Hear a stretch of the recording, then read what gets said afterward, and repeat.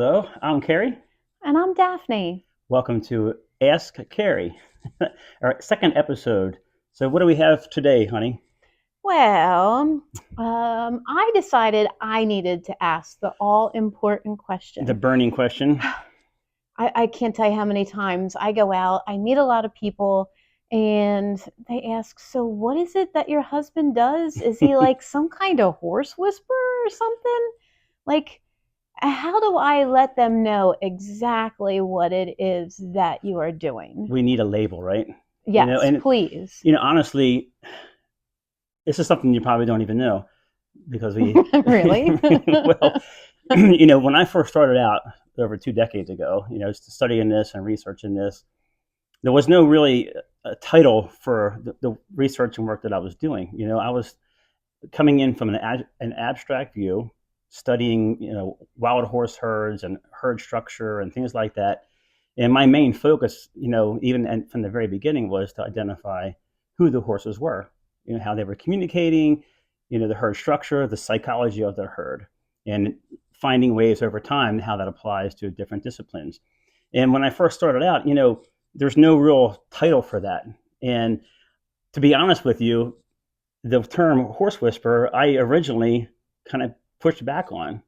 I And know that's kind of why I'm like, well, I don't want to I, use I, it. I did, So I pushed back on it because I'm not the kind of person that likes to be put into a box. I think that I always thought that to label or to give a title kind of defines for other people what they think you do, but a label and a title itself is not always definitive of who you are.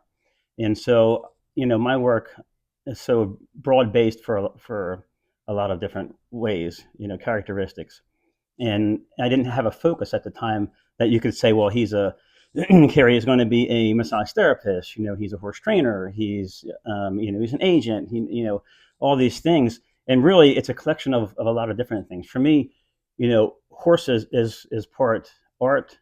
can you be a cat It can be whisperer a cat too? whisperer. That's Belle. So nice cameo there, Belle. But you can be, for me, horses are both art and science. And I always felt that in order for me to really fully understand horses and understand the psychology, who they were, you had to blend the art and the science. And so I guess in a way, looking at all those different things, and since we've been talking about this, I guess, you could say that Kerry is a horse whisperer, but he's a horse whisperer in a non-traditional way because I add science to it. And so horse whisperer scientist, and I always consider myself really, you know, after all this time, all this work and research as a horse psychologist in a way. So your research, you went out and you studied the Mustangs. Um, I think that another interesting part about you is that you're colorblind. Yeah. And here I live out loud in, well, not right now, but in the interior design world with lots of color and everything. And then you're out there studying these horses. How did you ever distinguish all of them? Is that where all of this came from? Yeah. I mean, that's how it really started out for me. It was kind of accidental.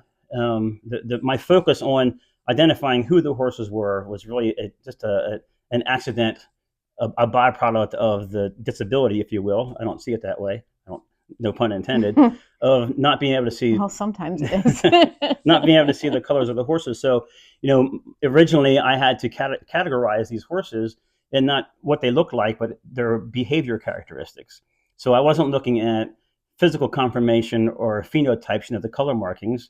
I was looking at behavioral, dynamics, the emotional, if you will, emotional conformation. And that focus for me really opened up the whole thing of, wow, there's a whole lot here. There's a whole lot to that of from the sensory system to their communication, their herd structure, their mutual dependency with one another, the hierarchy. I mean, all these different things. And it was just so fascinating.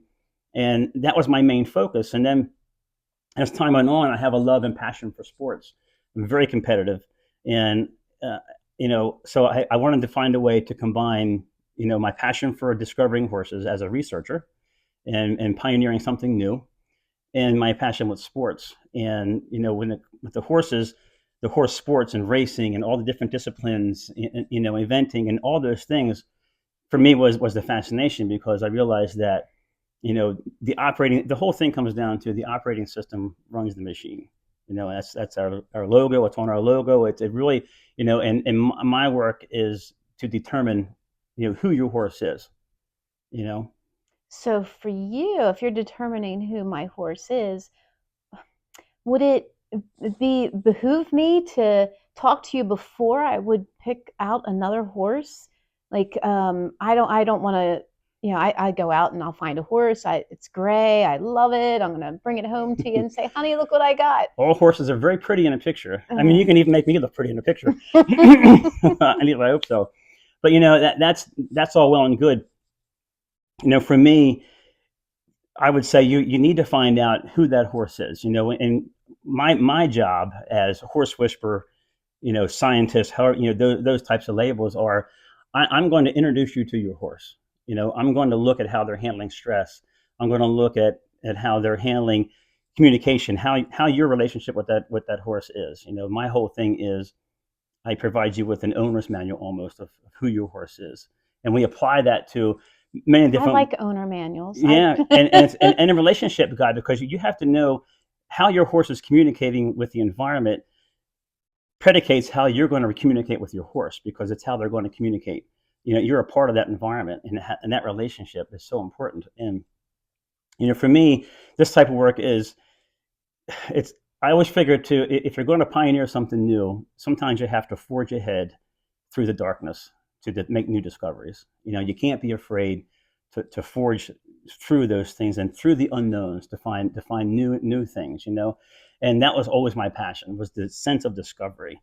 And I was like, and the more I discovered, the more I realized that there's so many layers to this and so many ways to apply this.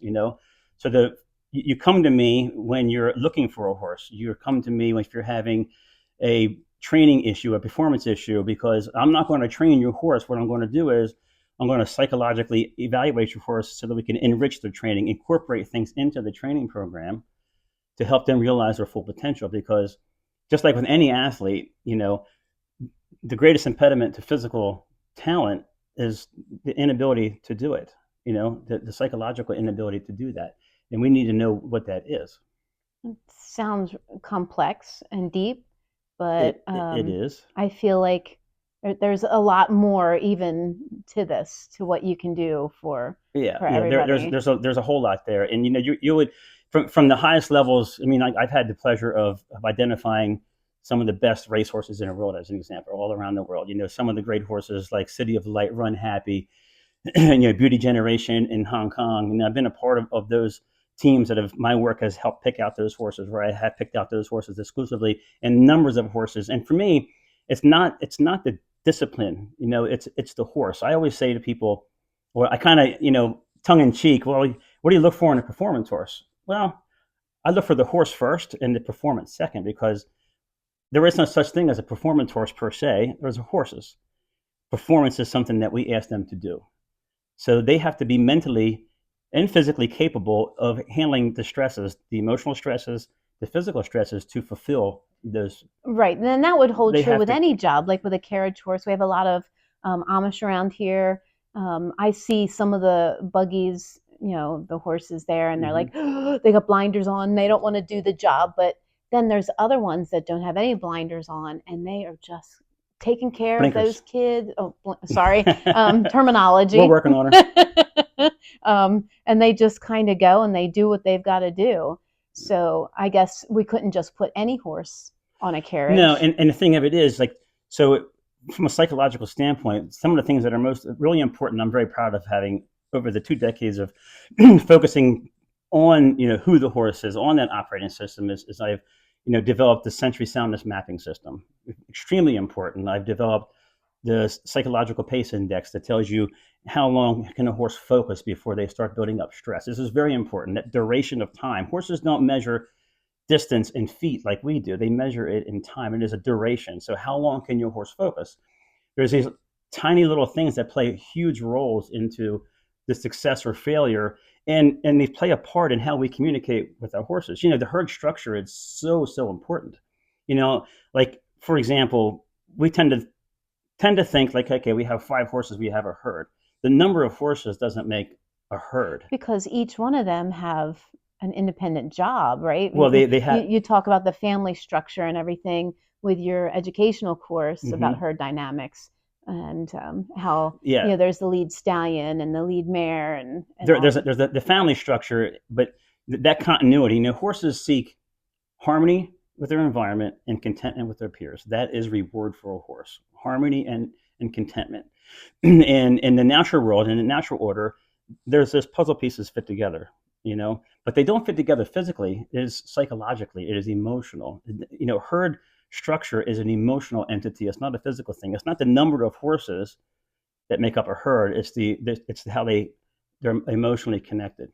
That emotional connection. So we can put horses together, and they don't fit. They just don't fit. I mean, there's nothing worse, and you can feel isolated in a crowded room. If you don't fit, you feel that sense of isolation that builds up anxiety, apprehension, performance anxiety, and then you Sure, take and that. that's me if I go in the Yeah, grocery store and it's like, whoa, I don't know anybody here. I feel a little out of place, right. or a big classroom, Yeah. You can have 6 horses in the field and have 3 different little mini herds, and because these two are compatible, these two are compatible, and these two are compatible, and yet we look out there and say, well, I'm trying to, I have a herd of horses out there. Actually, you don't. You have 3 herds of horses out there because of how it's fractured. Because in domestication, we don't look at it. We don't. The horses don't have the luxury inside fences to, bugger off. I'm going over here and I'm going to make my own family. I'm going to pick my own friends, and Right. oftentimes we put them together. And what happens is, stress is such a big thing, and a lot of what I do is evaluating a horse's capacity to handle stress and how is that affecting their physical movement. How are that affecting them? How long can they?